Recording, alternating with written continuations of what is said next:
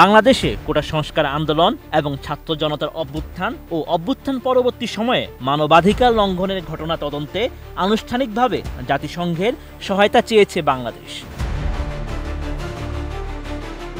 মানবাধিকার লঙ্ঘনের ঘটনা তদন্তে অনুরোধ জানিয়ে জাতিসংঘের মানবাধিকার বিষয়ক হাই কমিশনার ফলকার টুর্ককে চিঠি দিয়েছেন বাংলাদেশের অন্তর্বর্তীকালীন সরকারের প্রধান উপদেষ্টা ডক্টর মোহাম্মদ ইউনূস।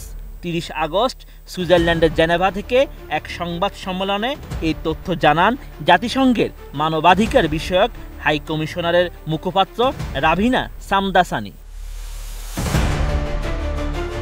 সংবাদ সম্মেলনে বলা হয়, গত ১ জুলাই থেকে ১৫ আগস্ট পর্যন্ত মানবাধিকার লঙ্ঘনের ঘটনার একটি নিরপেক্ষ ও স্বাধীন তথ্য অনুসন্ধানের বিষয়ে প্রধান উপদেষ্টা মোহাম্মদ ইউনূসের কাছ থেকে আনুষ্ঠানিক আমন্ত্রণ পেয়েছেন জাতিসংঘের মানবাধিকার বিষয়ক হাই কমিশনার ফলকার টুর্ক। বিক্ষোভের সময় ঘটে যাওয়া মানবাধিকার লঙ্ঘন, আইন শৃঙ্খলা রক্ষাকারী বাহিনীর ক্ষমতার অপপ্রয়োগের বিষয়ে প্রতিবেদনের পাশাপাশি এসব লঙ্ঘনের মূল কারণ বিশ্লেষণ, ন্যায় বিচার, জবাবদিহি ও দীর্ঘমেয়াদী সংস্কারের জন্য সুপারিশের লক্ষ্যে হাই কমিশনারের দপ্তর আগামী কয়েক সপ্তাহের মধ্যে একটি তথ্য অনুসন্ধানী দল নিযুক্ত করবে। সুস্বাদু বাদাম, তিল আর স্বাস্থ্যকর গ্লুকোজ সব মিলিয়ে প্রাণ পিনাট বার। স্মার্ট কিছু খাও। সংবাদ সম্মেলনে আরও বলা হয়, জাতিসংঘের একটি অগ্রবর্তী দল গত সপ্তাহে বাংলাদেশ সফর করে। প্রতিনিধি দলটি সফরকালে সাম্প্রতিক বিক্ষোভের ছাত্রনেতারা, যাদের অনেকে সাম্প্রতিক সপ্তাহগুলোতে আটক বা আহত হয়েছে, তাদের পাশাপাশি অন্তর্বর্তী সরকারের বেশ কয়েকজন উপদেষ্টা, প্রধান বিচারপতি, পুলিশ ও সশস্ত্র বাহিনীর জ্যেষ্ঠ কর্মকর্তা, আইনজীবী, সাংবাদিক, মানবাধিকার কর্মী, রাজনৈতিক দল, সংখ্যালঘু ও ক্ষুদ্র জাতিগোষ্ঠীর প্রতিনিধিদের সঙ্গে আলোচনা করেছে।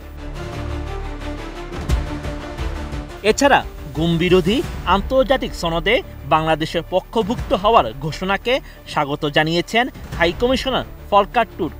একই সঙ্গে আইন প্রয়োগকারী সংস্থার দ্বারা গুম হওয়া ব্যক্তিদের খোঁজে ৫ সদস্যের একটি জাতীয় তদন্ত কমিশন গঠনের ঘোষণাকে স্বাগত জানান তিনি। সংবাদ সম্মেলনে বলা হয়, বাংলাদেশে বলপূর্বক গুমের বিষয়টির একটি দীর্ঘ ও বেদনাদায়ক ইতিহাস রয়েছে, যা সুরাহার জন্য জাতিসংঘের মানবাধিকার বিষয়ক হাই কমিশনারের দপ্তর ও জাতিসংঘের মানবাধিকার প্রক্রিয়া জোরালোভাবে আহ্বান জানিয়ে আসছে। বাংলাদেশের গঠিত জাতীয় তদন্ত কমিশনের কাজে সহায়তার জন্য তারা প্রস্তুত। এতে বলা হয়, গণতন্ত্রকে পুনরুজ্জীবিত করতে জবাবদিহি, পুনর্মিলন ও বাংলাদেশের সব মানুষের জন্য মানবাধিকার সমুন্নত রাখার গুরুত্বপূর্ণ মুহূর্তে দেশটির অন্তর্বর্তীকালীন সরকার ও জনগণকে সমর্থন করার জন্য জাতিসংঘের মানবাধিকার বিষয়ক দপ্তর উন্মুখ হয়ে আছে। Sheikh Farid, ATN news.